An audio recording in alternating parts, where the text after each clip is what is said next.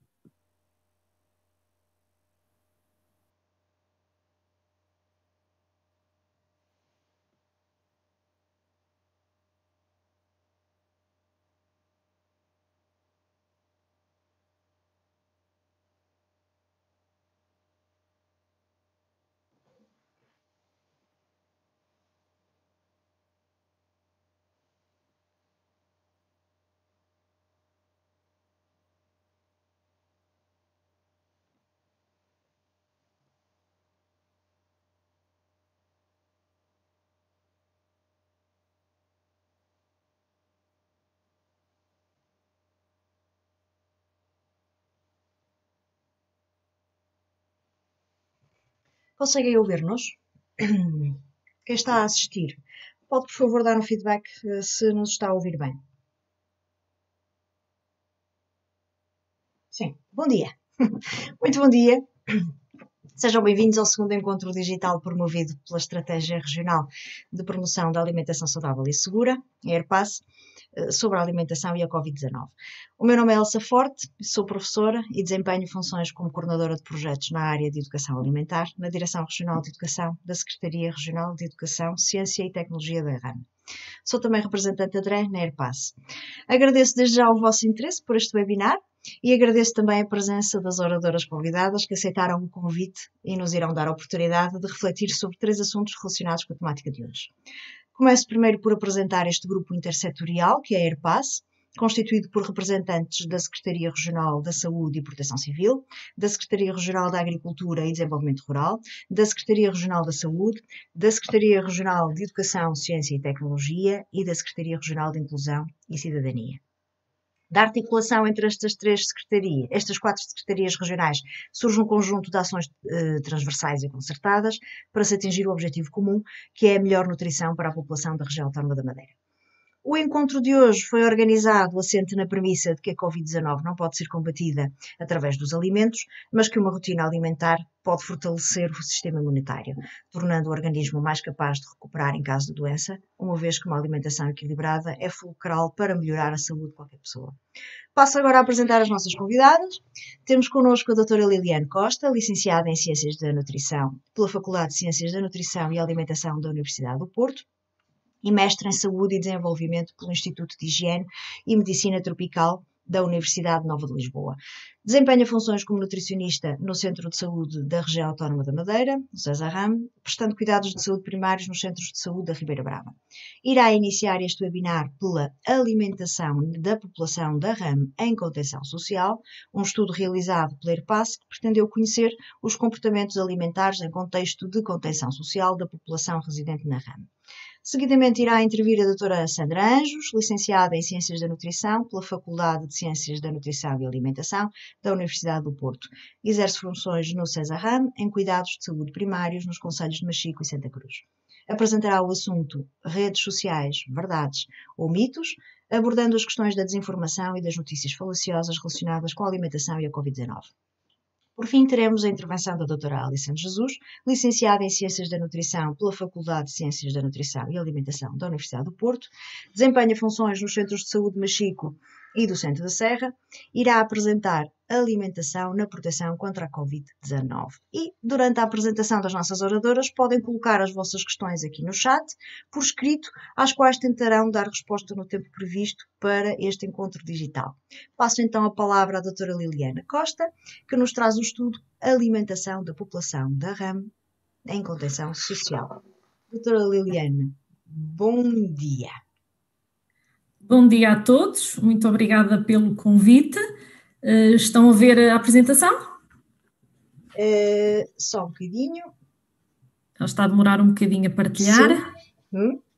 Ok, pronto, então a minha apresentação será um bocadinho mais descritiva, uma vez que eu irei apresentar os resultados de um estudo que que foi realizado em maio do ano passado, portanto em pleno confinamento geral, num período de contenção social, e este estudo pretendeu aferir, de facto, quais as alterações ao comportamento alimentar, mas também da atividade física, e perceber o risco de insegurança alimentar. Portanto, foram abordadas 3 temáticas no estudo realizado, mas eu hoje irei apresentar apenas os resultados no que refere ao consumo alimentar e aos comportamentos alimentares.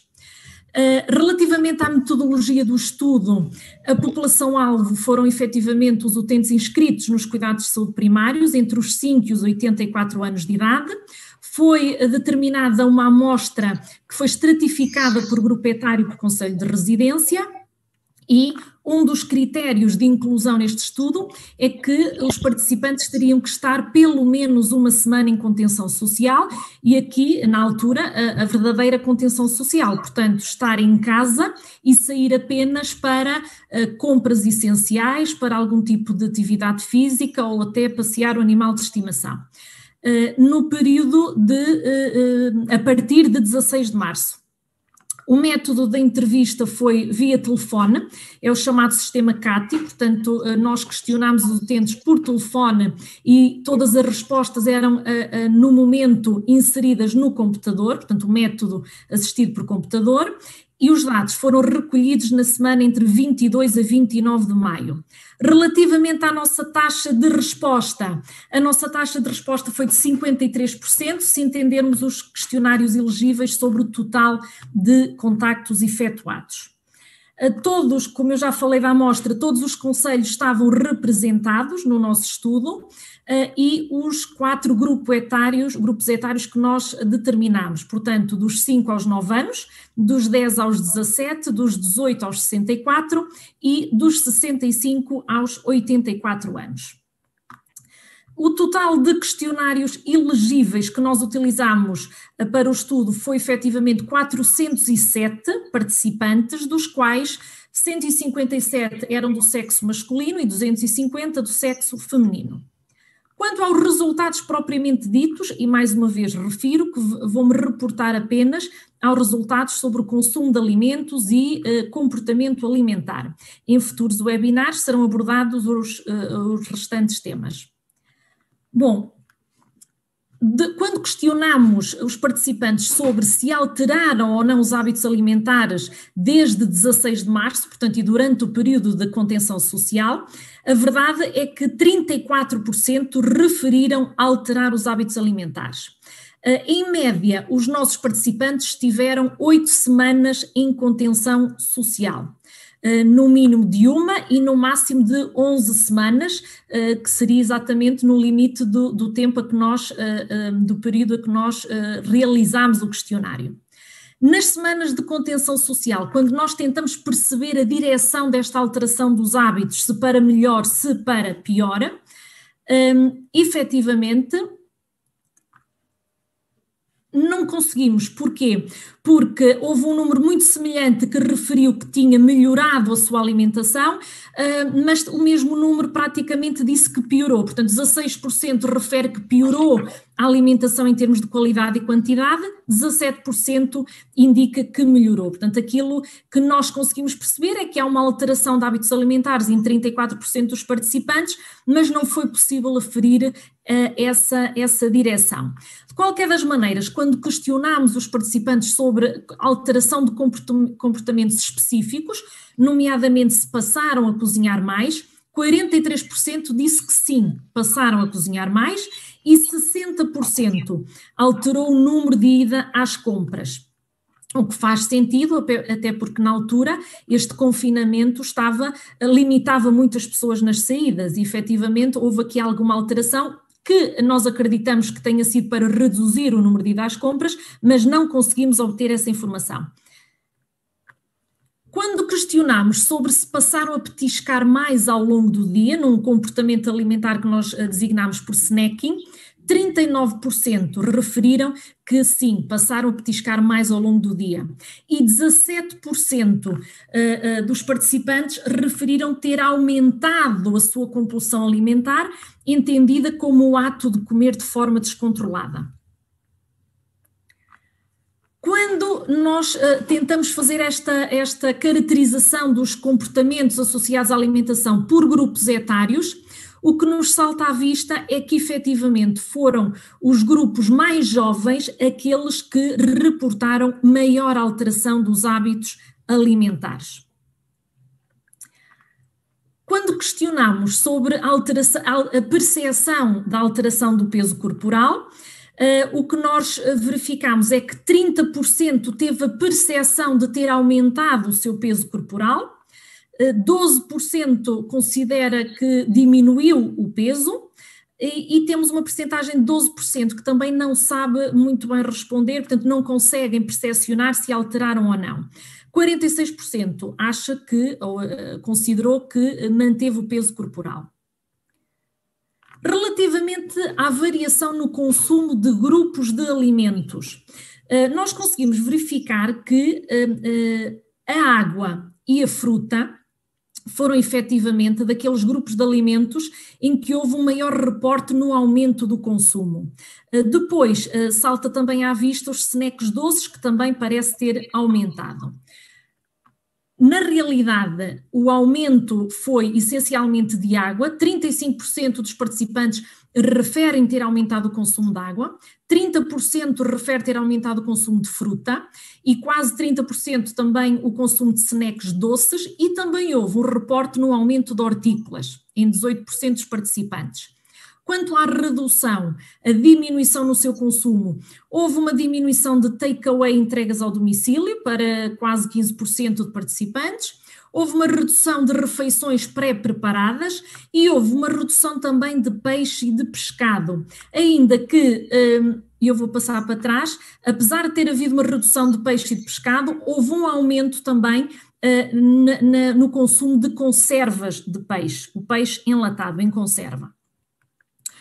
Quando fazemos a distinção por grupos etários no que refere ao consumo destes alimentos, aquilo que nós notamos é que a água, o aumento do consumo de água foi transversal a todos os grupos etários e salienta-se o grupo dos 10 aos 17 anos, portanto,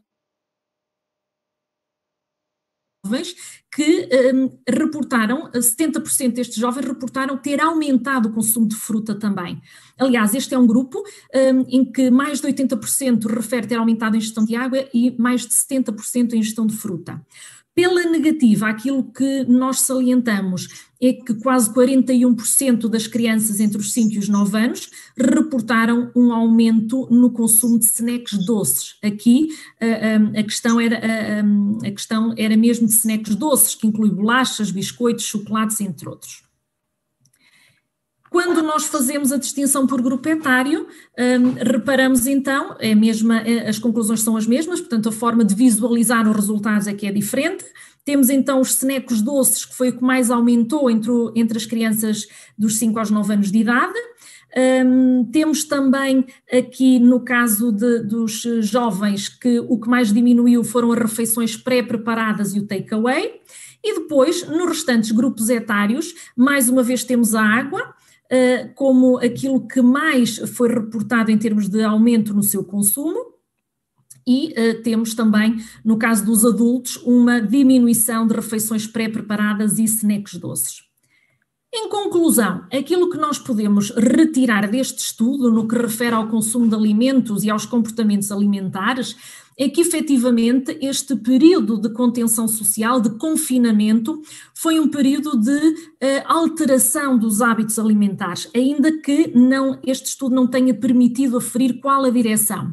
De qualquer das maneiras, estes períodos de confinamento podem efetivamente constituir oportunidades para melhorar os hábitos alimentares e não tem que ser uma altura em que obrigatoriamente para comer pior, não, muito pelo contrário. É claro que temos que dar uma especial atenção às crianças, e isso o nosso estudo também refere, entre os 5 e os 9 anos, houve um aumento da ingestão de snacks doces e teremos que ter algum tipo de estratégia para intervir de modo a que estes snacks que possam existir, mas que sejam através de alimentos mais saudáveis, mais nutricionalmente densos e não tão calóricos. E pronto, estes foram os resultados deste estudo no que se refere à alimentação. Termino a minha apresentação por aqui.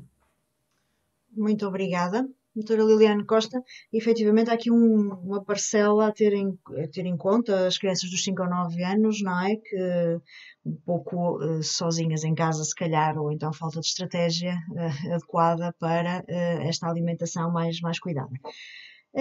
Vamos passar então à doutora Sandra Anjos. Nas redes sociais há muitas verdades, mas também há muitos mitos, doutora Sandra Anjos. Exato, exato. Estão-me a ouvir?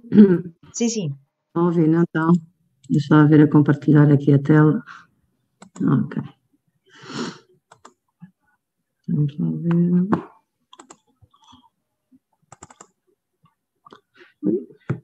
Apareceu, não? Está-se a ver, não se está a ver? Sim, sim. Estamos a ver?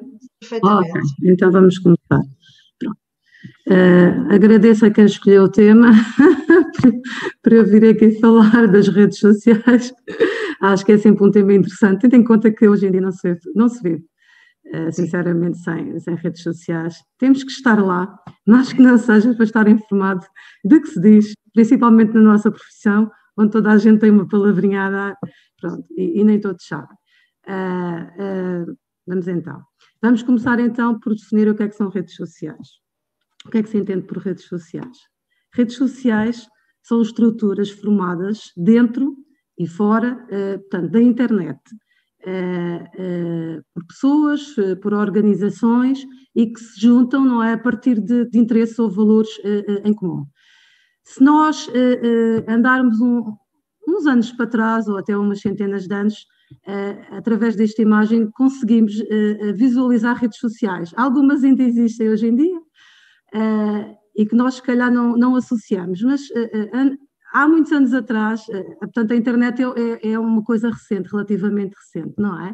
As redes sociais era quando se lavava roupa, não é? Um conjunto de pessoas que lavavam roupa, que partilhavam informação da sua casa, da sua vida, que as bordadeiras, por exemplo, aqui na Madeira, a mesma coisa, um conjunto de pessoas que partilhavam, portanto, a sua vida, as vindimas, da qual eu até já fiz parte e sei o que é que se fala. Acho que isto são todos exemplos de redes sociais. E uma rede social que ainda perdura, que é a igreja. Não deixa de ser uma rede social. Pronto. O que nós associamos à rede social não é bem isto. Portanto, é a internet. A partir do momento que apareceu a internet, portanto, no fundo as redes virtuais, as coisas, portanto, mudaram, não é? São muitos aplicativos que nós temos acesso neste momento, que operam tanto em vários níveis, seja a nível profissional, a nível de relacionamento, e permitem a troca de informação e partilha de conteúdo. Temos muitos aplicativos conhecidos, o Facebook, o Messenger, o Twitter, o Instagram. Alguns de nós, se calhar, têm vários destes aplicativos. Tem muitas vantagens, sem dúvida nenhuma, aproxima as pessoas, sem dúvida, nunca as pessoas estiveram tão perto umas das outras como estão agora através das redes sociais. Temos uma interação em tempo real, conseguimos saber tudo agora e nós precisamos tudo agora, precisamos para os nossos trabalhos, para a nossa profissão, precisamos ter as coisas em tempo real. E conseguimos comunicar ideias e partilhar informações, portanto, a um número elevado de pessoas, como nós estamos a fazer aqui hoje, não é? Através deste webinar. Se não houvesse redes sociais na internet, não estaríamos aqui. Por outro lado, também tem desvantagens, não é? A falta da privacidade. A partir do momento que estamos nas redes sociais, a nossa privacidade acabou, não é? Nem podemos pensar nisso.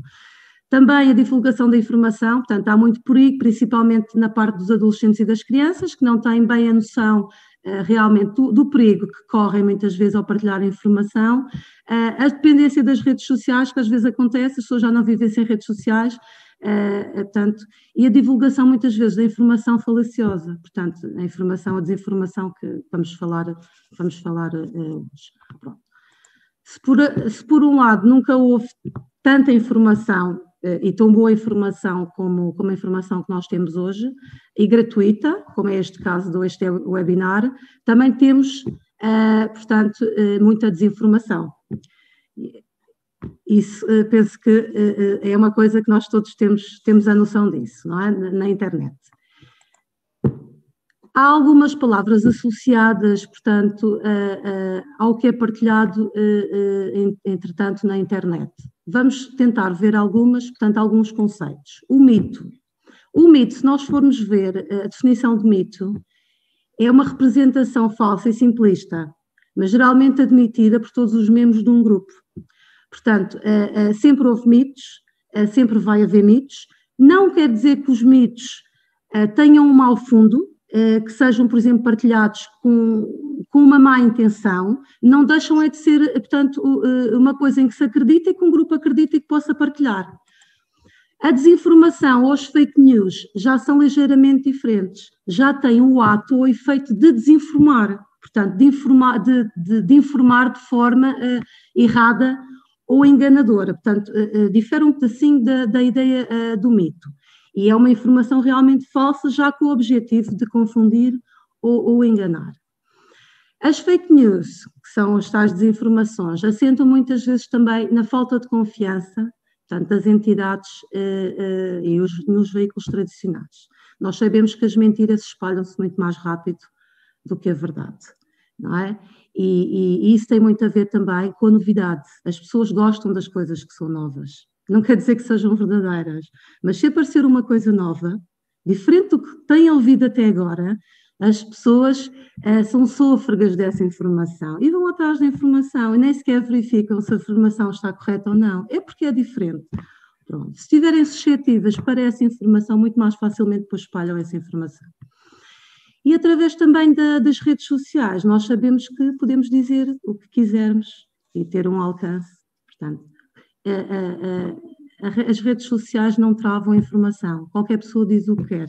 Está bem? O que interessa saber é o que nós temos o que é que temos que acreditar e o que podemos ou não partilhar, portanto, dessa informação. No fundo, funcionam como um vírus, não é? Conseguem se propagar exatamente como um vírus, não é? Portanto, nós estamos com um vírus neste momento e temos a desinformação também que está a funcionar como um vírus para disseminar, portanto, a informação.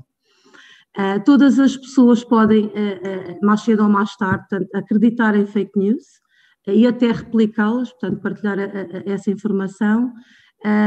Principalmente, temos que ver que há vários fatores que fazem com que haja maior propagação dessa desinformação. As nossas crenças, os nossos valores, as nossas experiências pessoais, as nossas necessidades de pertença, por exemplo, a um grupo, as nossas convicções, tudo isso faz com que sejamos alvos mais fáceis ou menos fáceis de partilhar, portanto, a desinformação. Num estudo que foi feito durante o ano passado pela Marktest, eles identificaram aqui o Facebook como uma plataforma que apresentou mais penetração, portanto, com mais perfis criados. O TikTok também é outra aplicação que foi analisada pela primeira vez o ano passado e já entrou para a 9ª posição. Depois temos o Pinterest, o Twitter, que também são outras formas de propagação. O Instagram é muito utilizado pelos mais jovens. Por incrível que pareça, a Cristina Ferreira ultrapassou o Cristiano Ronaldo como figura pública. Isso, se calhar, só por si só já poderá dizer alguma coisa, não é? Pronto. E 59% das pessoas também veem televisão enquanto acedem às redes sociais. Se nós virmos aqui numa panorâmica geral, as fake news, a ciência e depois o que é que isto quer dizer? Então, uma mentira repetida 1000 vezes torna-se verdade. Numa fake news é assim, é partilhada 1000 vezes é porque é verdade. Se toda a gente está a partilhar é porque aquilo é verdade. Depois, claro, depois de uma mentira, não é? Toda a verdade vira dúvida. Ora, depois de partilhar tantas vezes, se vier uma coisa a dizer o contrário, provavelmente não é verdade. Então, partilhado uma ou duas vezes e as fake news partilhadas tantas vezes, vamos acreditar no que é partilhado 1000 vezes, não é? Pronto. Temos que pensar é o seguinte, uma mentira pode ser repetida 1000 vezes e nunca deixa de ser uma mentira. Continua a ser uma mentira. É uma mentira na proporção das vezes que foi transmitida, mas uma mentira não é mesmo. Foi? Entretanto, a Organização Mundial de Saúde criou, portanto, uma definição, a definição de infodemia, que é um excesso de informação, umas mais precisas, outras menos precisas, mas depois tornam difícil nós encontrarmos fontes idóneas e orientações confiáveis quando nós necessitamos. Claro que isso vai afetar os processos de tomada de decisão, vai dificultar o controle da qualidade do que é publicado e qualquer pessoa realmente pode escrever ou publicar informação e nos canais das redes sociais e sem interferência nenhuma, portanto, para dificultar essa informação. Vamos ver aqui alguns exemplos de dúvidas que são lançadas muitas vezes pela imprensa até escrita, não é? Por exemplo, a DGS diz que não há problema, ficamos tranquilos. Isto causa logo, quando um meio de comunicação social lança uma dúvida, não é? Isto causa. Aquelas pessoas que têm já as dúvidas, não é? Ficam ainda com mais dúvidas, não é? É preciso muitas vezes depois aparecer alguém idóneo, não é? Que tire essas dúvidas e que ponha a ciência, não é? Acima das dúvidas, como foi o caso, neste caso, não é? Que aqui na Covid de Madeira apareceu um virologista realmente depois a explicar como é que as coisas eram para tranquilizar as pessoas. Outras situações importantes que eu fui recolhendo aqui nas redes sociais, não é? Vacina mais perigosa que vírus, exatamente, depois com imensas visualizações, toda a gente vê isto tudo, que é uma coisa muito estranha, e depois os grupos também, que as pessoas fazem perguntas dentro dos grupos, se devem levar a vacina, se devem fazer isto, devem fazer aquilo. Não devia ser dentro dos grupos que as pessoas perguntavam, devia ser aos profissionais de saúde que os seguem, mas pronto. Portanto, isto já cria, portanto, aqui esta dúvida, e o que é que eu faço? E claro que na parte da alimentação teria que surgir, sem dúvida nenhuma, receitas milagrosas e dicas infalíveis. Isso aí, exatamente. Nem sei muitas vezes o que é que nós estamos aqui a fazer, com tanta gente especialista em nutrição na internet. Pronto, supostamente ao nível do sistema imunológico. Vai ser uma parte muito importante que a nossa colega Alison vai pôr na linha, mas entretanto vamos ver o que é que andou por aí a circular. Fazendo assim uma pesquisa, pondo este título, Covid-19 e alimentação, neste dia, 14 de janeiro, 125 mil resultados. Portanto, claro que não explorei o que estava aqui, é só para ver que realmente há uma informação enormíssima. Andou a circular aí, penso que talvez seja o mais conhecido, que era o pH, os alimentos com pH alcalino, pronto. Que andou a circular aqui uma informação, que havia alimentos que realmente poderiam combater o Covid, porque tinham o pH alcalino, etc. Portanto, divulgaram de várias maneiras. Outras pessoas, em nome individual, também divulgaram o que faziam, os suplementos que faziam realmente para bloquear, portanto, o vírus. Até que os médicos tailandeses conseguiram curar um paciente em 48 horas, não sei porque é que há tanta gente neste momento ainda infectada e a morrer, se já tem tantas soluções, não é? Pronto, tudo claro, fake news, não é? Pronto, vamos ver aqui alguns dos mitos e se calhar desmistificar um bocadinho, portanto, esta lógica do que foi publicado. A alimentação alcalina, bem, em primeiro lugar, todos aqueles valores de alcalinidade que estariam referidos nas fake news eram todos incorretos, tinham valores de 22, que não são valores possíveis, mas pronto. É assim, não há nenhum alimento que possa alcalinizar o sangue, nem alcalinizar as mucosas. A única coisa que pode ser alcalinizada é a urina. Pronto, para aqui não tem muito sentido, tendo em conta que o vírus é inalado, não é? Tem a ver com a parte respiratória. Portanto, já por aí não tem sentido nenhum. Está bem? Muito menos aqueles valores, pH vai dizer a 14, 22, impossível, e depois valores completamente errados. Mas quem não sabe, acredita. Pronto, e propaga, que é a pior parte. O alho. O alho é muito bom, faz muito bem, excelente, faz parte da alimentação mediterrânica, ótimo, tem características antimicrobianas, é verdade, ajuda até realmente na gripe. Agora, provado que faz alguma coisa que previne o Covid ou que trata, nada, não há nada, não há nenhuma pesquisa científica relacionada com isto, está bem? Vamos continuar a comer alho, mas não vamos comer alho, assim, mastigar alho. O que podemos, se calhar, o que pode acontecer é ficarmos com a garganta queimada, qual é o irritativo local. As bebidas quentes também, a lógica portanto, deste mito seria que o vírus não se propaga, portanto, em ambientes quentes.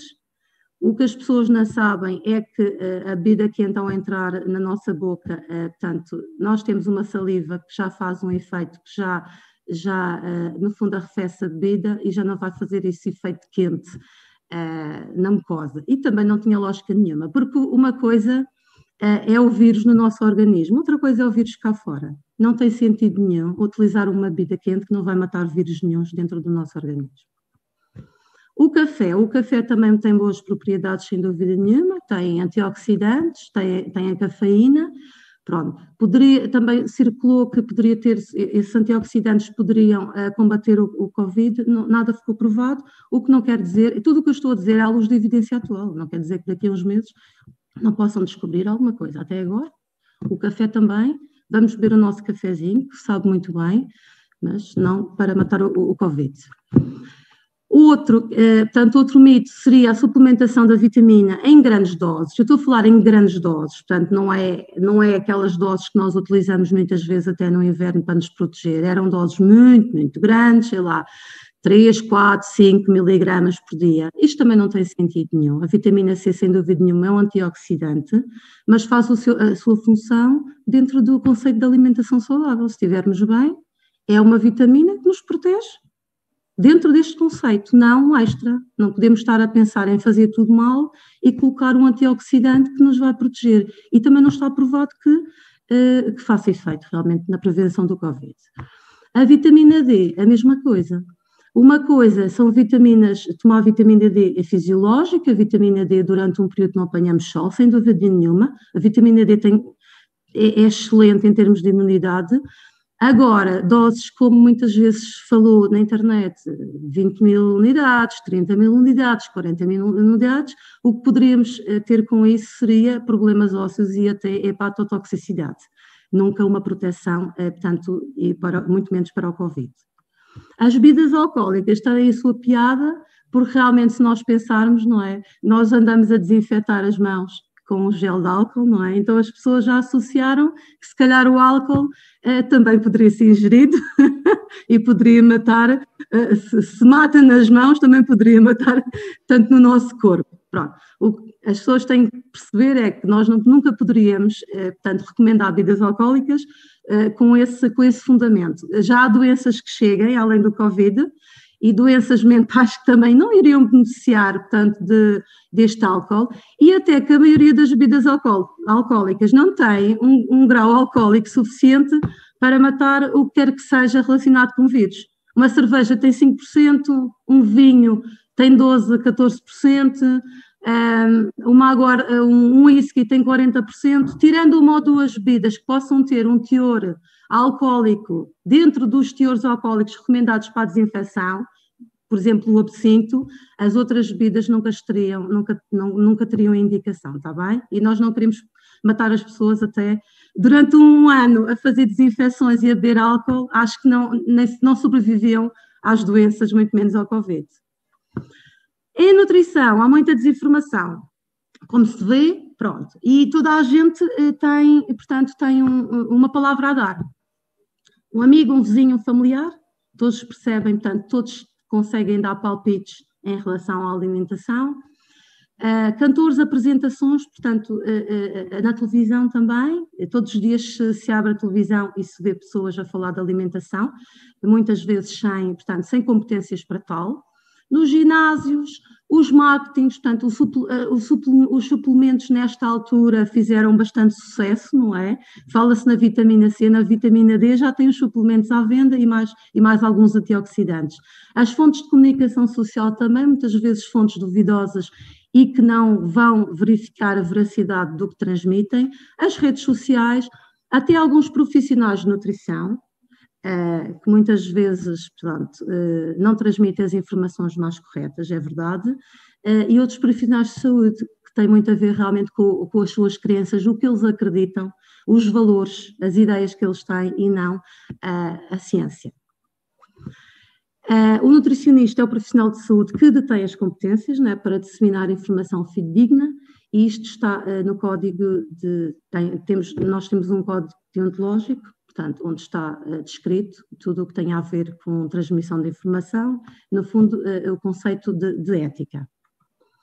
As fontes que nós temos credíveis neste momento em relação à alimentação relacionada com o Covid, seja na prevenção, seja no tratamento, são fontes que foram elaboradas, portanto, são documentos elaborados pela DGS. Temos vários, desde o planeamento das compras, desde a intervenção alimentar nutricional, portanto, o que estão aqui a ver são tudo, portanto, a página frontal dos manuais que foram desenvolvidos pela DGS, portanto, são manuais a consultar com ciência. Está bem? São estes manuais que têm que ser consultados quando vão procurar informação em relação à alimentação. Está bem? Além disso, nós trabalhamos nos centros de saúde, não é? Se nós estamos aqui neste webinar e que estamos a partilhar informação, também estamos nos centros de saúde. E os centros de saúde são locais onde as pessoas podem ir procurar informação. Está bem? Em vez de ir procurar na internet, quando têm dúvidas, têm os centros de saúde, têm o seu nutricionista, é dirigir-se ao centro de saúde. Está bem? A Ordem dos Nutricionistas alerta que não há evidência científica, nem alegações terapêuticas, milagres no campo da alimentação e da nutrição. Tá bem? Não existe nenhum alimento, nem nenhum suplemento que faça milagres, que previna o Covid-19. Está bem? Neste momento, até agora, ainda não se conhece. Está bem? E ainda existe pouca evidência, portanto, ainda se está a conhecer, ainda temos um longo caminho para conhecer a relação que há entre, portanto, o vírus e a alimentação. O que nós sabemos é que um estado nutricional adequado e uma hidratação adequada contribui para um sistema imunológico adequado e otimizado para nós conseguirmos resistir, tanto ao vírus, para o caso de ficarmos infectados, pronto, e se ficarmos infectados termos uma melhor recuperação, tá bem? O que é que nós temos, antes de partilhar a informação, o que é que nós temos que fazer? A fonte de informação é credível. É da Direção-Geral de Saúde, da Organização Mundial de Saúde, portanto, de uma entidade que utiliza a ciência. A informação é válida, a informação é útil, vai ajudar pessoas, é recente, está atualizada, não temos dúvida da veracidade da informação. Se for sim, se a resposta for sim a estes itens, podemos partilhar. Se não tivermos a certeza, não partilhemos, está bem? Senão vamos estar a espalhar outro vírus que é a desinformação.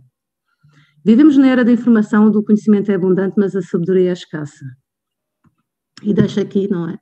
Que o conhecimento é saber, o tomate é um fruto.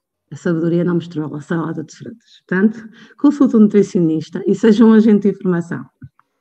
Pronto, terminei a minha parte. Obrigada, doutora Sandra Anjos. Efetivamente, as más notícias e as fake news fazem mal à saúde, não é? Doutora Alison Jesus, e quanto à alimentação na proteção contra a Covid-19? Ora, muito bem, olá a todos, aqui cumprimentar as minhas colegas e também cumprimentar a quem está a assistir a este momento ao nosso webinar.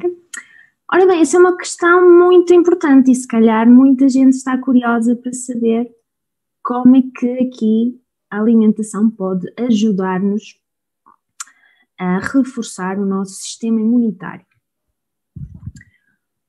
Ora bem, portanto, Covid-19 é uma doença que está no conhecimento de todos, infelizmente, portanto é uma doença que é provocada pelo novo coronavírus, o chamado SARS-CoV-2, e que pode causar aqui, como sintoma mais grave, a infecção respiratória, neste caso falamos da pneumonia. No mundo falamos de uma doença que já provocou mais de 2 milhões de mortes e mais de 90 milhões de infectados. No caso de Portugal também o cenário não vivemos nos melhores dias, principalmente agora no início de 2021. A Madeira também está a passar por uma fase mais complicada nesse sentido, sendo que no nosso país estamos a falar de mais de 8 mil mortes e mais de 500 mil infectados atualmente. Portanto, podemos dizer que, de facto, a Covid-19 trouxe-nos aqui grandes desafios em termos dos sistemas de saúde, em termos aqui também da nossa vida social e, claro, que isto vai ter certas implicâncias de forma direta, certas implicações, consequências em termos também da nossa estrutura económica.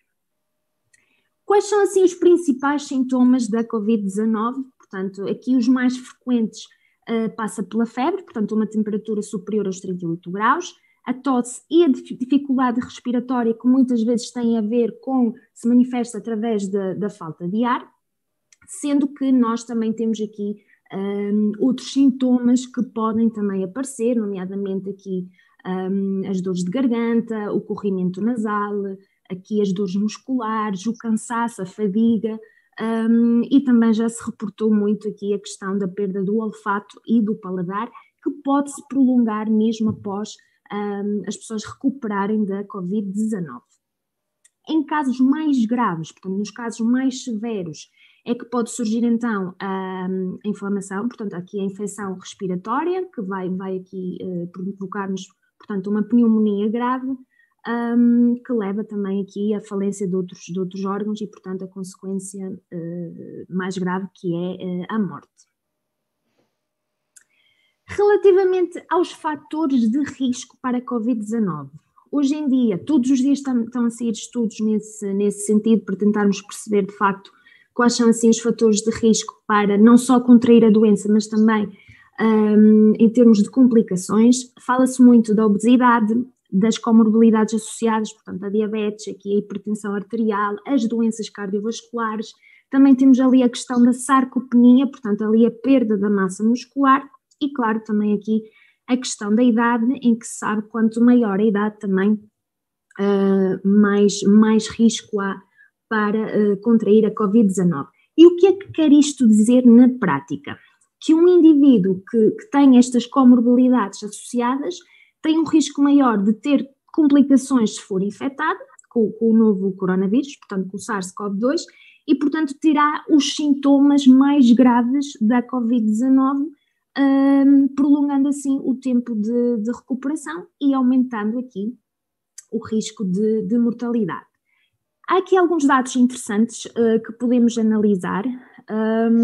Nós verificamos que em Espanha ali 48% dos indivíduos que estavam internados nos cuidados intensivos com Covid-19 eram obesos. Nos Estados Unidos, aqui neste estudo, dos 1.482 indivíduos que estavam hospitalizados com a Covid-19, precisamente à volta dos 48% também tinham aqui a questão do excesso de peso. O mesmo cenário também aqui para a China, em que à volta dos 43% dos indivíduos com Covid-19 eram obesos ou apresentavam excesso de peso na admissão. Portanto, isto nos vem, de facto, demonstrar que aqui a obesidade tem um papel muito importante em termos de complicações na Covid-19. Portanto, muitas vezes fala-se da idade, e é uma questão que eu quero muito reforçar aqui no nosso webinar. Fala-se muito que quanto mais avançado na idade, maior é o risco de não só contrair a Covid-19, mas também termos aqui complicações. Mas atenção, se nós estamos a falar de camadas jovens que tenham concomitantemente excesso de peso ou mesmo obesidade, há um maior risco de ter complicações, nomeadamente aqui a questão de pneumonia. Portanto, aqui uma chamada de atenção para não só o fator idade, mas também como o excesso de peso pode ter aqui um papel determinante. Isto é um dado muito importante, porque se nós formos analisar a nossa, digamos, autêntica radiografia alimentar, que foi proveniente aqui do nosso último inquérito nacional da alimentação do ano de 2017, portanto são os dados mais recentes que nós temos, nós verificamos que o nosso país é praticamente um país em que há muita obesidade, portanto em que há muito excesso de peso. Estamos a falar ali à volta dos 57%, sendo que 25% das nossas crianças apresentavam excesso de peso. Portanto, estes números não são muito diferentes em 2021, portanto o cenário não é muito diferente, principalmente numa época em que nós vivemos mais confinados, em que há mais sedentarismo, em que há também mais problemas em termos da saúde mental. Também é uma questão que vou abordar mais à frente, como é que aqui a nossa saúde mental também tem aqui consequências nos nossos hábitos alimentares. Portanto, é aqui uma questão que de facto a obesidade vem aqui realçar que pode trazer-nos mais complicações ainda em termos de Covid-19. Tal como a gripe, também o SARS-CoV-2 é altamente contagioso, ou seja, uma infecção respiratória que se transmite principalmente através do contacto humano-humano.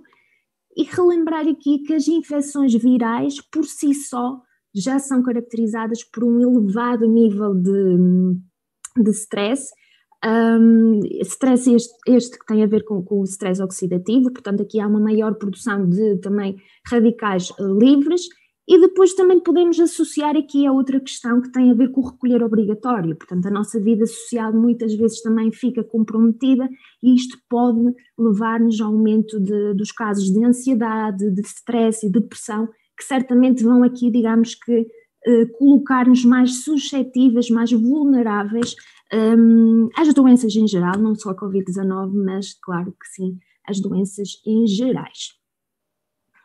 Portanto, a saúde mental influencia e é também influenciada pelo estado nutricional e pelos nossos estilos de vida, já é um dado que nós já sabemos, é larga evidência que nos mostra como é que a saúde mental tem implicâncias, tem consequências em termos das nossas escolhas alimentares, como também em termos nutricionais, como é que influencia, de certa forma, a nossa saúde mental.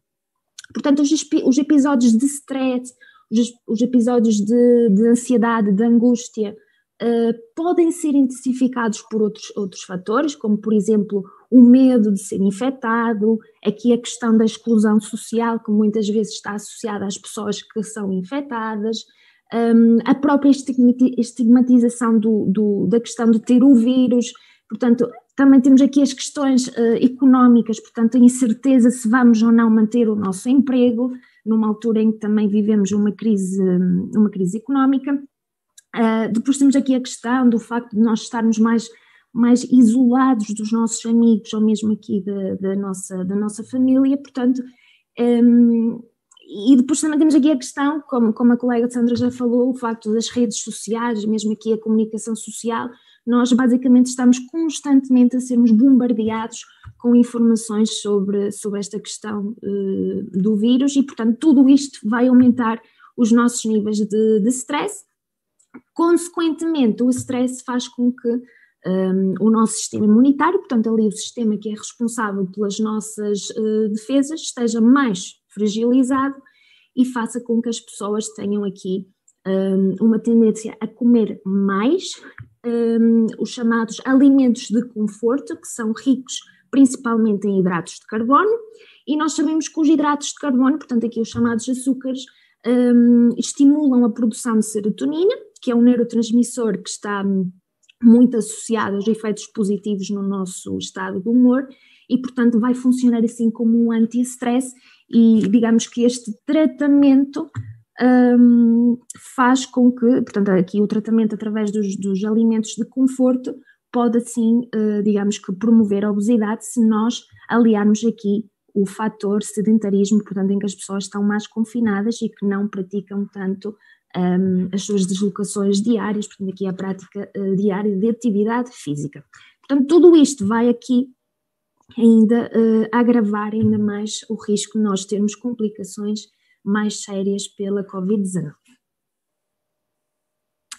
Como eu disse anteriormente, portanto, à medida que nós envelhecemos, há aqui um maior risco de nós termos complicações através da Covid-19, isto porque à medida que nós avançamos na nossa idade, há também uma diminuição na absorção dos macro e dos micronutrientes, temos aqui também a perda da massa muscular, portanto a sarcopenia, que bem se lembram, eu falei anteriormente, também é um fator de risco para aqui a questão da Covid-19, portanto tudo isto vai levar-nos com que haja assim um aumento do risco de nós termos carências, portanto os déficits nutricionais, que vai contribuir de forma significativa para o aumento da incapacidade física, para o aparecimento de outras doenças e inclusive para o aumento do risco de mortalidade e de forma geral há aqui um condicionamento da nossa qualidade de vida. Por isso mesmo é importante nós termos a ideia que o envelhecimento é um processo mecânico, é um processo natural, portanto é um processo dinâmico, aliás era isto que eu queria dizer, mas há aqui de facto algumas considerações que nós temos que ter, há aqui um aumento do risco de nós termos carências nutricionais e portanto quanto mais cedo nós corrigirmos essas carências nutricionais, diminuímos assim o risco de nós termos as complicações. Os idosos são um público muito vulnerável, temos ali os problemas de mastigação, muitas vezes a falta de dentes, as próteses mal colocadas, o problema da deglutição, portanto aqui a dificuldade de engolir, depois a diminuição das próprias capacidades sensoriais, portanto ali das questões visuais, a questão do paladar, do olfato, as próprias alterações que ocorrem ao nível do trato gastrointestinal, a desidratação, que é uma realidade dos nossos idosos, portanto muito frequentemente não bebem as quantidades mínimas de água, e depois também temos ali a questão da polimedicação, que também tem assim os seus efeitos secundários, e portanto são questões que nos levam a confirmar que de facto os idosos são um público muito, muito vulnerável, e portanto quanto mais cedo nós trabalharmos no sentido de corrigir, de atrasar estes problemas em termos nutricionais, mais qualidade de vida conseguimos transmitir a esta população.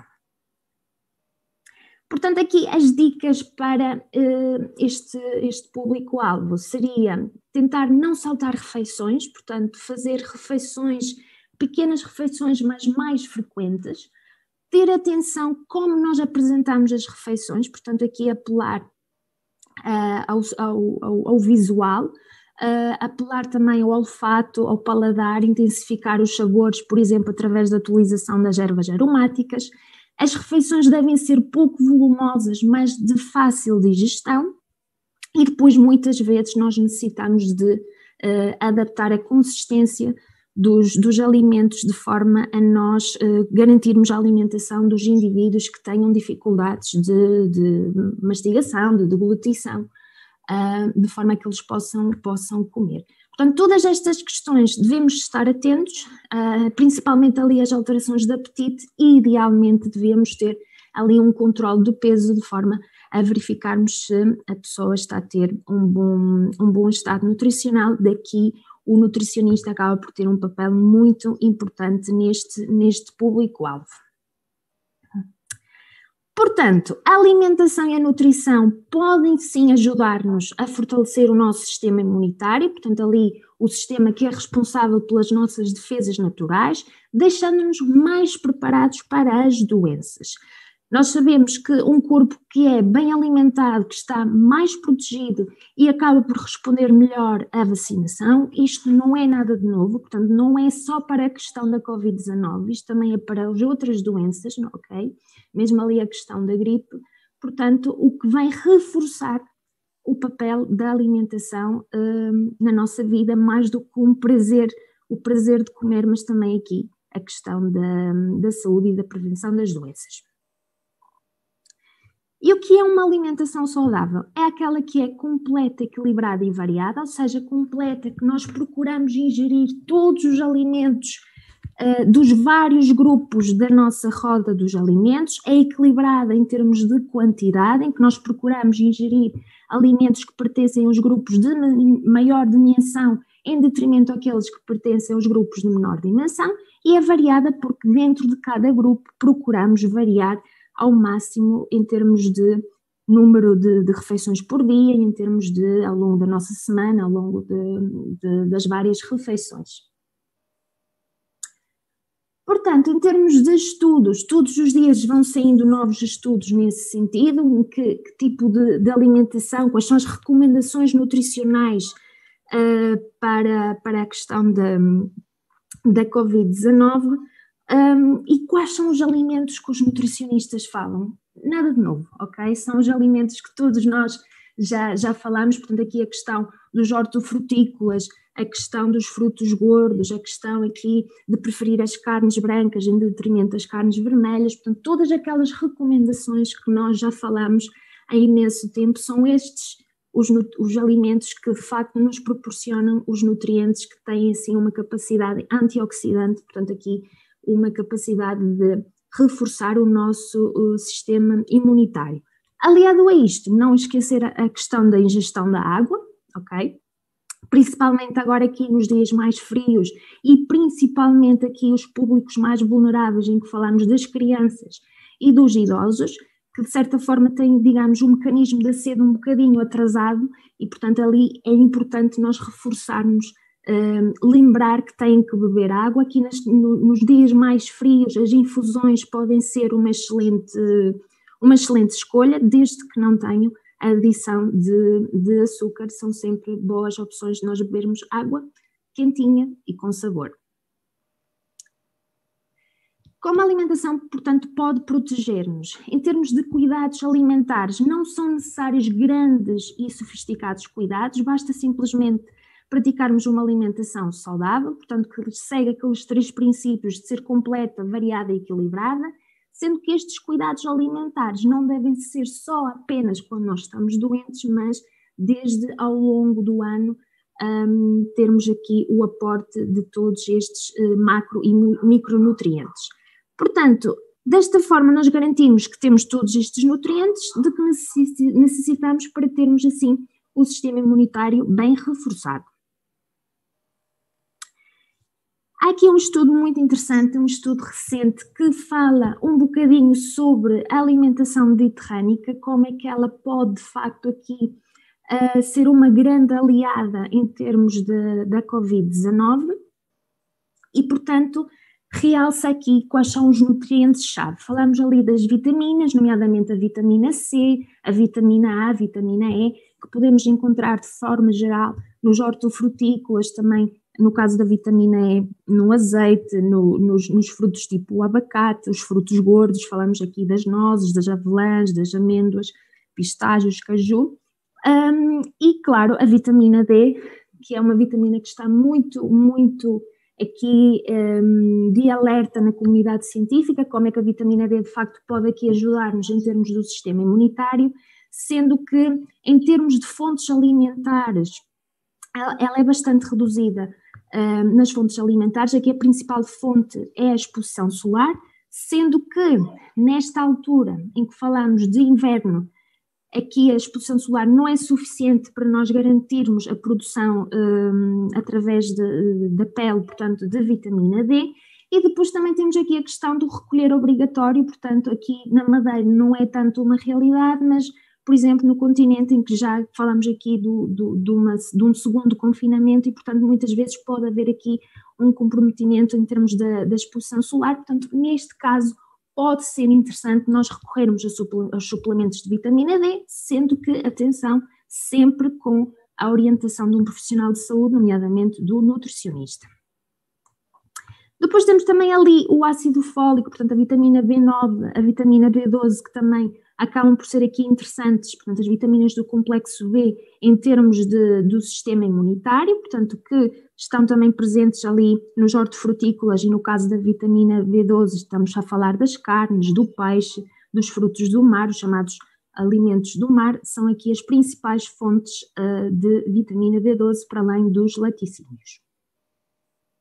Depois, em termos de minerais, falamos ali do ferro, o selênio e o zinco, que também acabam por ter um papel importante em termos de uma ação antioxidante. E, portanto, como é que nós traduzimos isto agora em termos de alimentação? Falar aqui da dieta mediterrânica, de facto, é uma alimentação que é rica em termos destes tipos de alimentos, portanto, privilegia o consumo dos hortofrutícolas. Há aqui a preferência pelos alimentos da época, portanto respeita também aqui a sazonalidade dos alimentos. Temos aqui o destaque dos frutos gordos, que de facto também são muito interessantes, são fontes de ômega 3. Muitas vezes quando se fala do ômega 3 pensa-se logo no peixe, mas de facto também aqui os frutos gordos acabam por ser interessantes. Depois aqui uma chamada de atenção para as bebidas alcoólicas, portanto aqui tudo com moderação, ok? E falamos aqui, quando pensamos em capacidade antioxidante, pensamos no vinho, portanto o vinho tinto, mas sempre fazê-lo com moderação. E muitas vezes quando nós falamos em excesso de peso, não esquecer que também o vinho tem calorias, portanto as bebidas alcoólicas têm calorias, portanto muitas vezes é mais interessante nós procurarmos esses antioxidantes, esses compostos fenólicos que falamos tanto do vinho, em outro tipo de alimentos, por exemplo, os hortofrutícolas.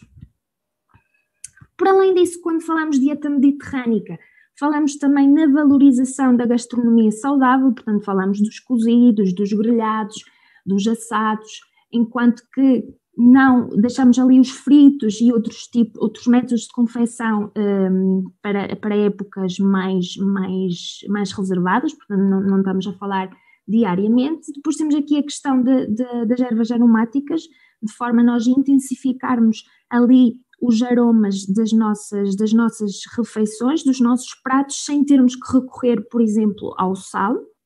E para além disso, ao nós utilizarmos as ervas aromáticas, também sabemos que são ricas em compostos que têm uma capacidade antioxidante, portanto, chamados os fitoquímicos, que de facto aqui nos vão aqui ajudar em termos também de sistema imunitário. Para além disso, atividade física, portanto, é essencial nós tentarmos ao máximo incutir a atividade física. Como eu costumo dizer, a altura de confinamento é também a altura de nós inovarmos em termos de atividade física. Muitas pessoas utilizam a corrida, a caminhada como forma de praticar algum exercício físico, mas, por exemplo, agora no inverno, em que temos os dias mais frios, em que temos chuva, em que temos ali tempestades, não é? Como é o caso da última depressão Filomena que estive aqui na nossa ilha.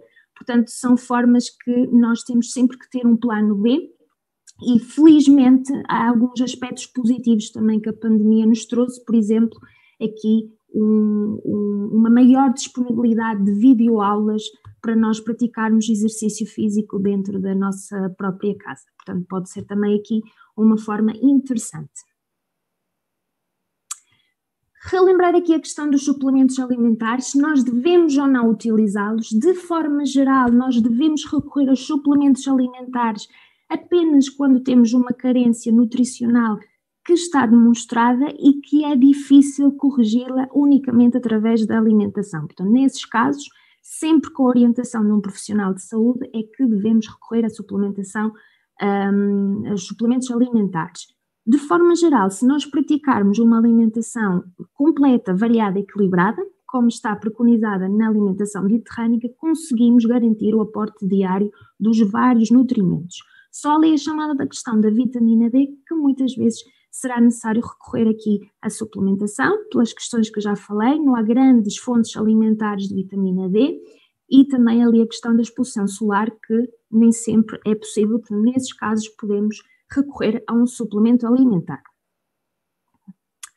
Relativamente à segurança alimentar, portanto, numa altura, como a colega Sandra já falou e muito bem, em que correm as fake news, portanto, e de forma muito rápida, nós temos acesso à informação, o que pode ser uma vantagem, mas também pode ser uma desvantagem, no sentido que se temos acesso à informação errada, acaba por ser de fácil e rápida transmissão, e, portanto, uma questão que muito se colocou quando se falou da Covid-19 é que se de facto há algum risco de nós contrairmos a Covid-19 a partir dos alimentos.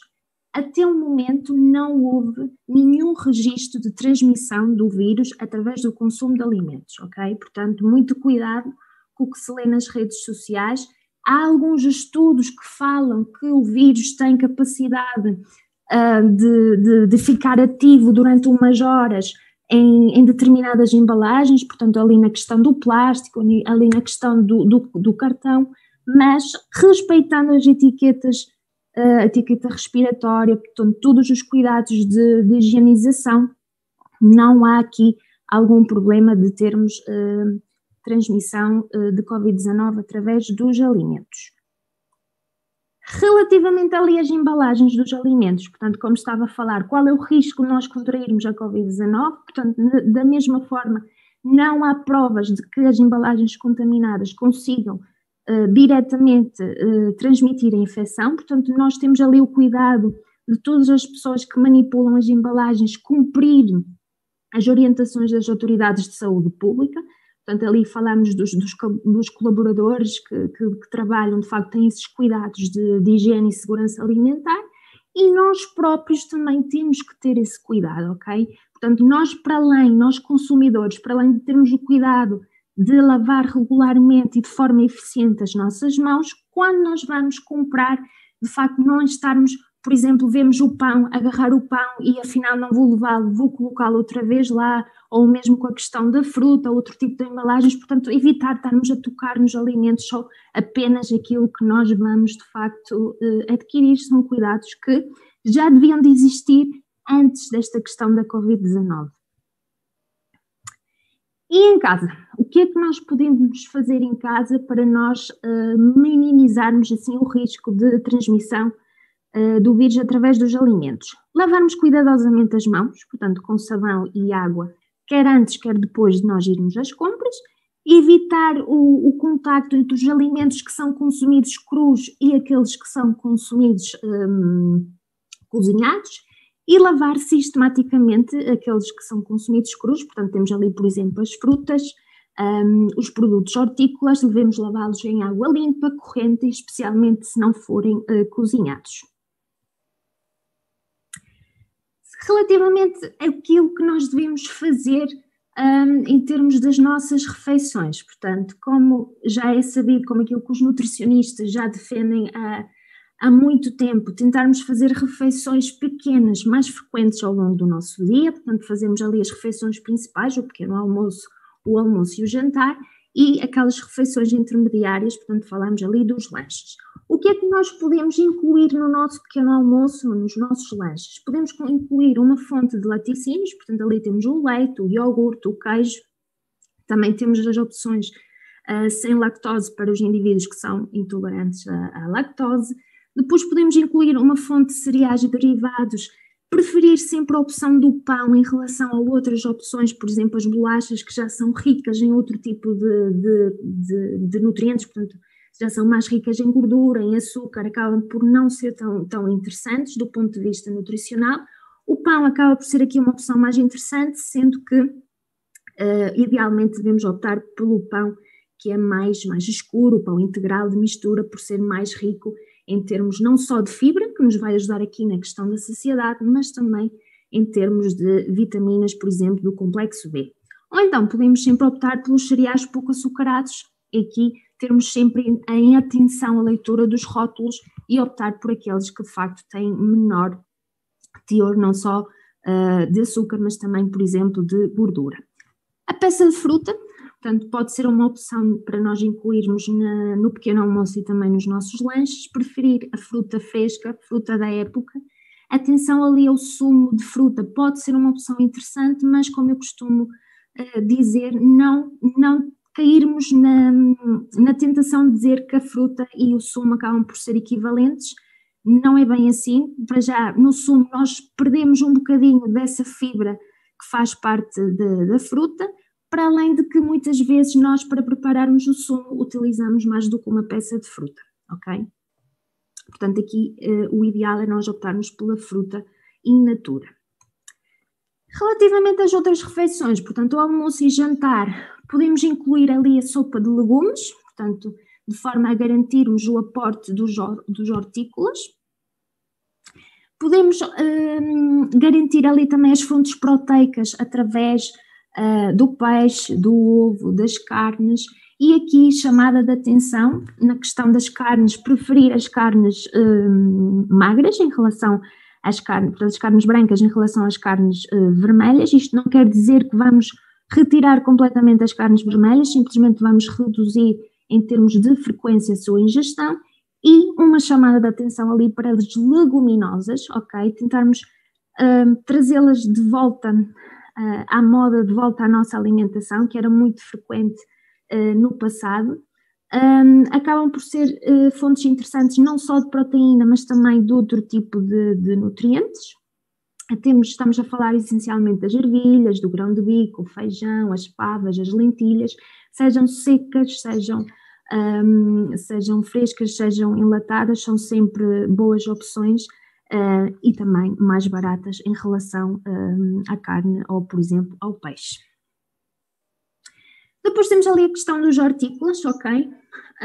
Podemos optar pelos frescos, mas também aqui os congelados são uma excelente opção, principalmente numa altura em que devemos evitar ir com tanta frequência ao supermercado. Podem ser aqui opções interessantes não só em termos nutricionais, mas também aqui em termos económicos, acabam por ser também mais baratos, faz com que não tenhamos que ir com tanta frequência ao supermercado, portanto ali as compras, e em termos nutricionais não deixam de ser ricos em termos nutricionais.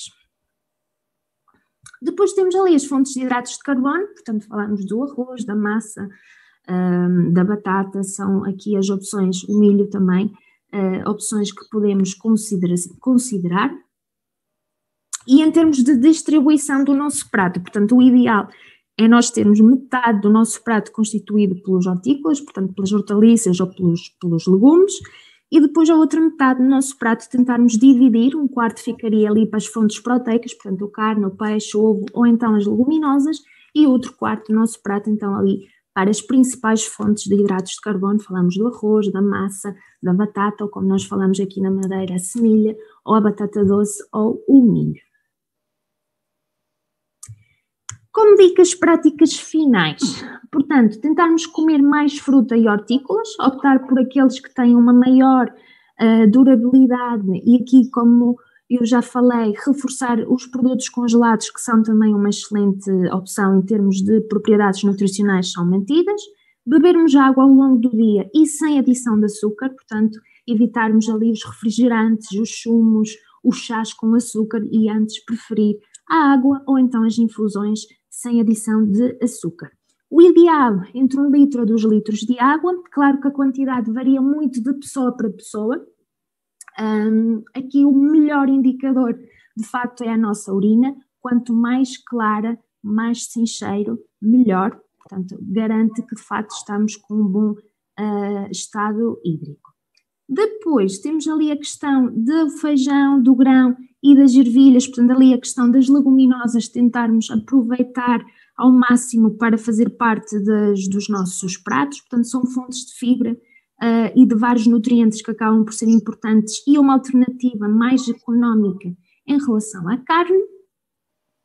Tentar manter a rotina das refeições diárias, portanto evitar saltar refeições e também evitar ali as opções mais, do ponto de vista nutricional, mais pobres, portanto falamos ali dos snacks ricos em açúcar, em sal, ao longo do dia e optar por outro tipo de snacks, portanto temos por exemplo os tremosos, os frutos gordos, ali a questão da fruta, são opções sem dúvida mais interessantes.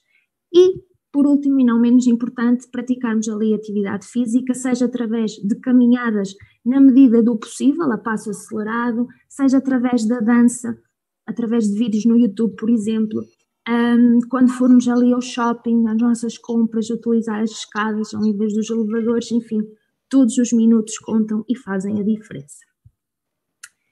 Relativamente aqui às nossas compras, numa altura em que nós temos que pensar nas compras inteligentes, tentarmos fazer uma lista de compras de forma organizada, sendo que essa lista de compras acaba por ser uma ferramenta fundamental para nós assegurarmos a compra de todos os alimentos que nós necessitamos e permitir que não tenhamos que ir tantas vezes ao supermercado.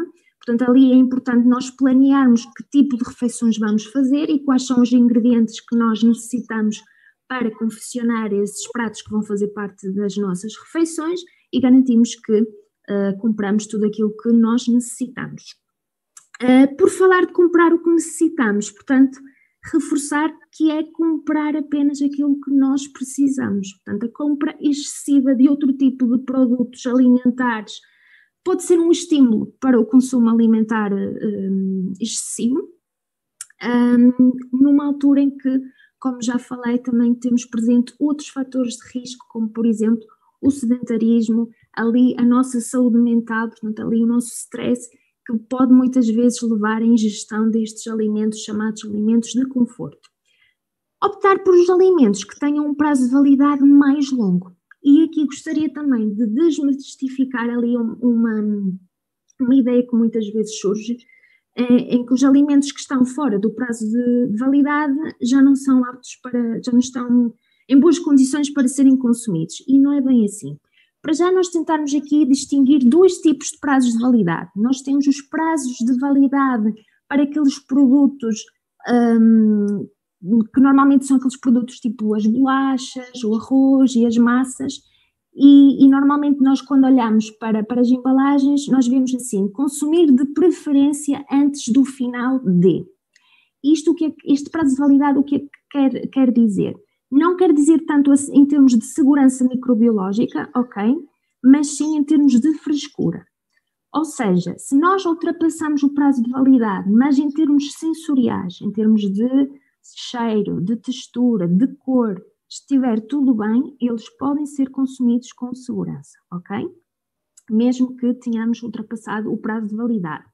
Agora, outro tipo de produtos alimentares já tem um cuidado aqui mais... temos que ter mais atenção, por exemplo, aqueles alimentos tipo o iogurte, o queijo, muitas vezes aparece consumir até, portanto já é um prazo de validade mais curto e também já mais rígido, por assim dizer, porque está relacionado com a segurança microbiológica. Mas isto não quer dizer, na mesma, que se ultrapassar o prazo de validade não pode ser consumido, ok?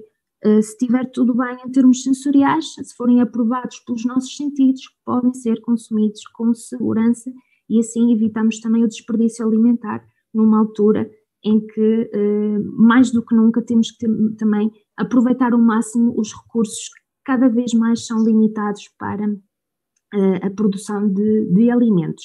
E, aliás, muitas vezes os supermercados fazem promoções nesse sentido, quando têm um produto que está quase a expirar, muitas vezes passa para metade do preço e, portanto, também pode ser aqui uma opção interessante para as nossas compras, de forma também a pouparmos algum dinheiro nesse sentido.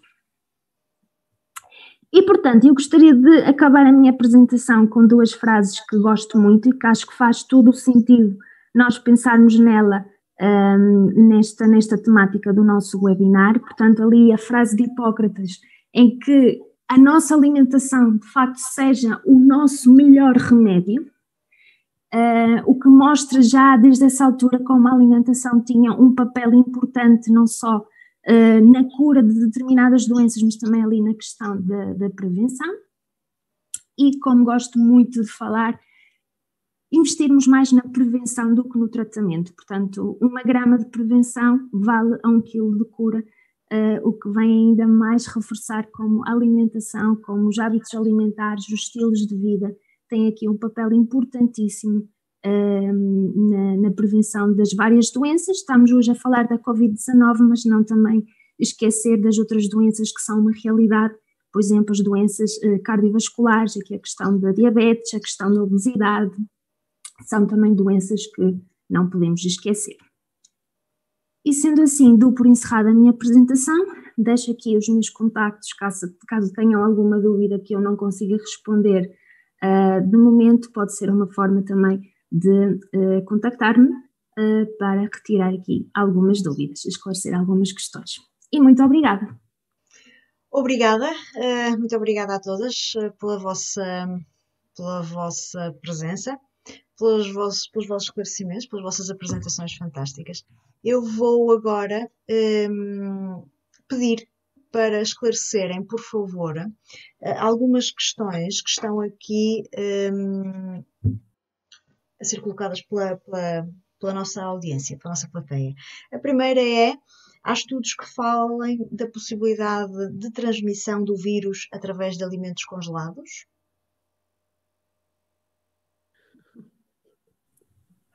Eu posso responder a essa. Força, doutora Liliana. De facto, o que tem sido descrito é que se tem, e principalmente na China, tem detectado vírus em embalagens de produtos congelados, mas mais uma vez tem a ver com a higiene e segurança que os colaboradores têm ou não no embalamento dos produtos congelados. Portanto, é nas embalagens que tem sido descrito o aparecimento, e isso denota que quem esteve no processo de embalamento deveria estar infectado e, portanto, não teve os devidos cuidados.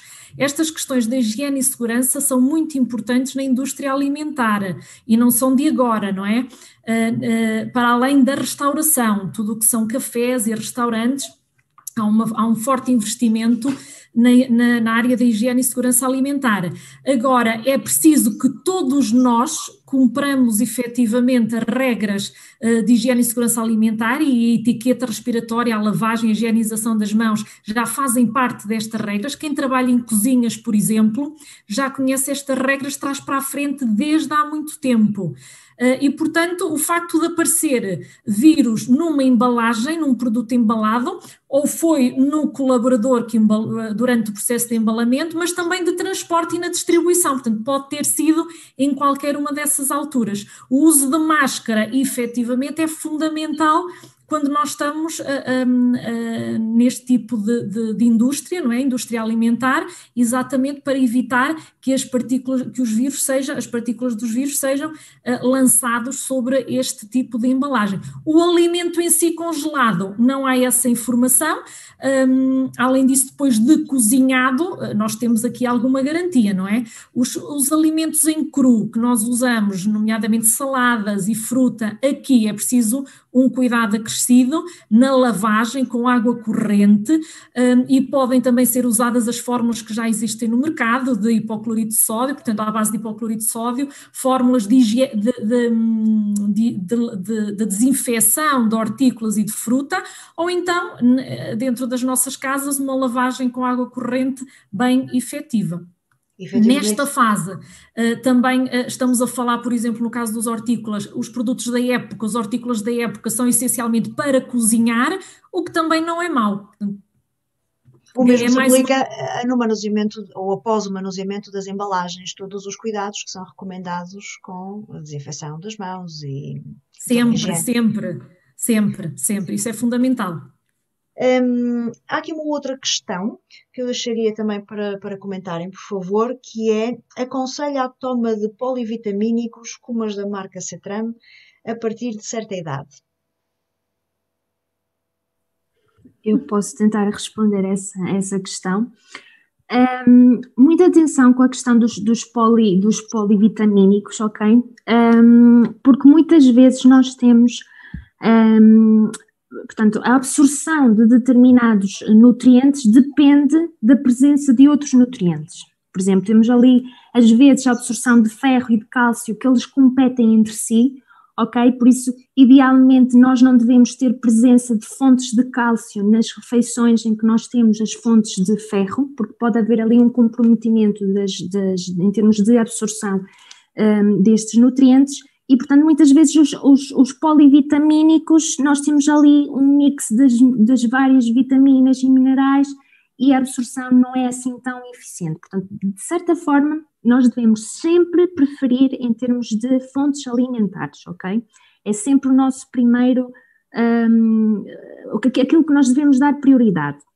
Se nós estamos a falar em termos de uma carência nutricional, um déficit nutricional, então aí devemos recorrer aos suplementos alimentares, mas regra geral não vamos aos polivitamínicos, vamos já à carência específica. Estamos a falar de quê? Vitamina B12, estamos a falar de ferro, de ácido fólico, por isso aí neste caso é muito importante termos ali o profissional de saúde, nomeadamente o nutricionista, que vai ajudar não só a reforçar a alimentação, as fontes alimentares do nutriente que está em déficit, como também aconselhar melhor qual é o suplemento que deve recorrer.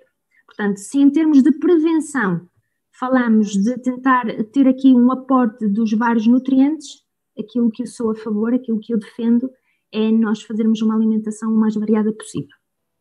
Há pessoas que tomam o início... Força, doutora Liliane. Eu gostaria de dar só uma chega.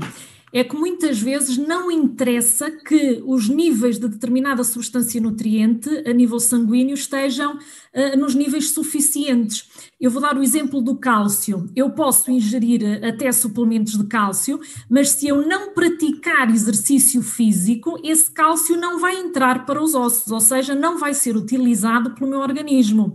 E, portanto, há aqui que ter o cuidado de que nem sempre o facto de eu estar a ingerir substâncias, suplementos nutricionais ou alimentares, me garante a boa utilização por parte do meu organismo.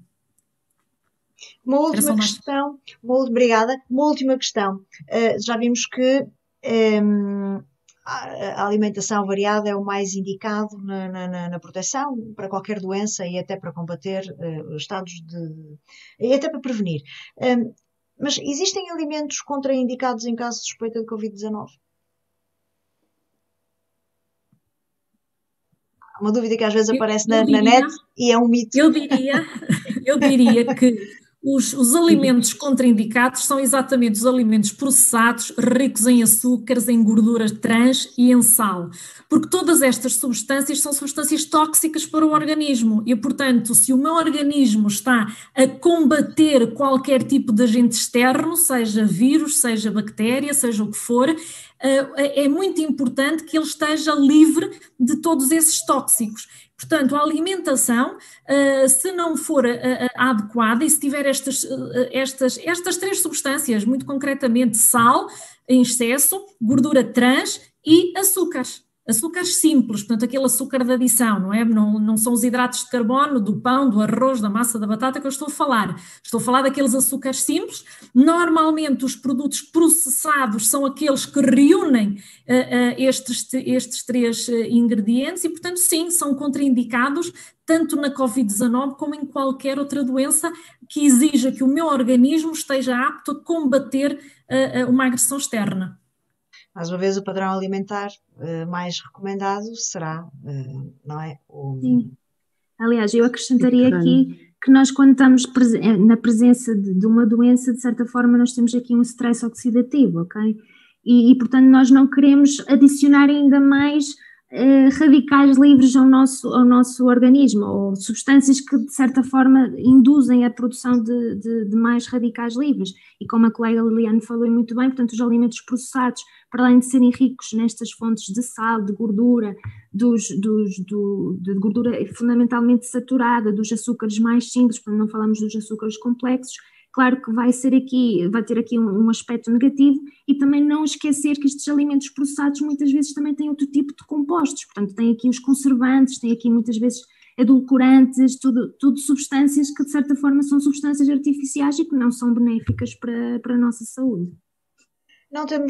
Se temos aqui mais uma questão, podemos então concluir que a alimentação saudável não cura, mas que pode ajudar a prevenir as consequências da Covid-19. Excelente remate aqui para a nossa conversa. Chamar a atenção que não é termos uma alimentação saudável e agora não termos os cuidados de higiene, de etiqueta respiratória que estamos... Não, aqui temos que ter sempre o bom senso, ok? Nós não vamos tratar a Covid-19 através da alimentação, nem vamos prevenir unicamente através da alimentação. Termos o cuidado de termos todas aquelas questões, portanto, o distanciamento social, a lavagem frequente das nossas mãos, a utilização de máscara, a etiqueta respiratória, tudo estes aspectos são fundamentais, sendo que a alimentação e também a prática da atividade física, portanto, ali a questão, como a colega Liliane falou, também precisamos de praticar alguma atividade física para nós aproveitarmos ao máximo todos estes nutrientes, é que vai ajudar-nos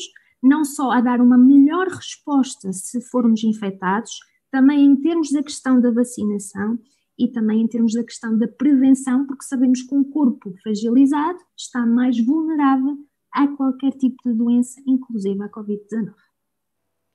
Não temos assim mais nenhuma questão. Estão todas esclarecidas. Foi um excelente debate. Agradeço a vossa presença. Obviamente estamos a viver tempos únicos, a lidar com uma crise sanitária enorme e a cada dia os cientistas de todo o mundo ficam a saber um bocadinho mais sobre este novo vírus, porém ainda há muito para descobrir e dúvidas que ainda subsistem. A Covid-19, como foi apresentado aqui, contribuiu para a alteração dos hábitos alimentares de uma parte da população. No entanto, verificamos que não existe evidência científica que suporte que a nossa dieta deva sofrer uma alteração no âmbito da prevenção da Covid-19, a não ser manter uma alimentação, um padrão alimentar correto. O padrão alimentar mais adequado será o mediterrâneo. Quer a Ordem dos Nutricionistas, quer a Direção-Geral de Saúde, até a própria Autoridade Europeia para a Segurança dos Alimentos, até ao momento não identificou e não autorizou qualquer alegação de saúde a um alimento ou componente que seja considerado adequado. para a prevenção de infecções como esta, a Covid-19, não é? O que reforça que não existem alimentos ou nutrientes especialmente relevantes neste contexto. A adoção da alimentação saudável é essencial para a manutenção de várias funções fisiológicas do nosso organismo, onde o sistema imunitário está incluído. Um estado nutricional e de hidratação, como vimos aqui pelo estudo apresentado, as pessoas felizmente aumentaram o consumo de água. O estado nutricional e de hidratação adequados contribuem, de um modo geral, para o sistema imunitário otimizado e para uma melhor recuperação dos indivíduos em situação de doença. A alimentação pode ser uma aliada na proteção da Covid, porque exerce um papel importante na resposta do corpo, ajuda a fortalecer as nossas defesas, não é? Contribuindo para que fiquemos mais preparados para contrariar doenças e com menos riscos de complicações também. Em contexto de isolamento social, deverá existir um especial cuidado, não é? Não só na quantidade de alimentos ingerida, como também na seleção dos alimentos, que deverão ser de menor densidade energética, já que a atividade física poderá também diminuir com a alteração de rotinas. Ora, como vimos também, o desconhecido promove quase sempre o aparecimento de mitos. Além disso, a desinformação é também uma realidade e as fake news propagam-se a par do próprio vírus, como a doutora Sandra nos referiu. Por essa razão, é importante olhar para os factos e para aquilo que até o momento se sabe sobre o novo coronavírus. Não acredite em tudo o que ouve, tudo o que lê. É importante distinguir o conhecimento da suposição, distinguir o que é verdade e o que é mito, no que respeita ao tema da alimentação e a Covid. Não podemos dar crédito a toda a informação que nos chega através das redes sociais, mais do que ir atrás de mitos e de modas alimentares, como muitas vezes no Facebook vemos. Importa também saber encontrar informação de qualidade e procurar aconselhamento especializado, como aqui tantas vezes foi dito, e isto faz-se com uma aposta séria em literacia alimentar, envolvendo nutricionistas. A nível das escolas está a ser feito um trabalho com os coordenadores dos projetos de educação alimentar, que fazem este trabalho e muito bem, junto dos nossos alunos aqui da RAM. É um projeto que faz parte da Direção Regional de Educação, pode ser consultado na página da Secretaria Regional de Educação. Quanto às nossas oradoras, muito obrigada pela vossa presença, foi um gosto ter-vos aqui para esclarecer estes assuntos. Muito obrigada pela vossa presença. Muito obrigada também pelo interesse e pela disponibilidade a quem nos assistiu. Esperamos que tenha sido útil a todos. Marcamos um novo encontro para o próximo webinar, uma continuação desta temática, a parte 2, relativamente à Covid, à alimentação e à Covid, já no próximo mês, e que irá ser divulgado no site do Facebook do IA Saúde, no site e no Facebook do IA Saúde. Até lá, fiquem bem, em segurança, com saúde. Bom dia a todos.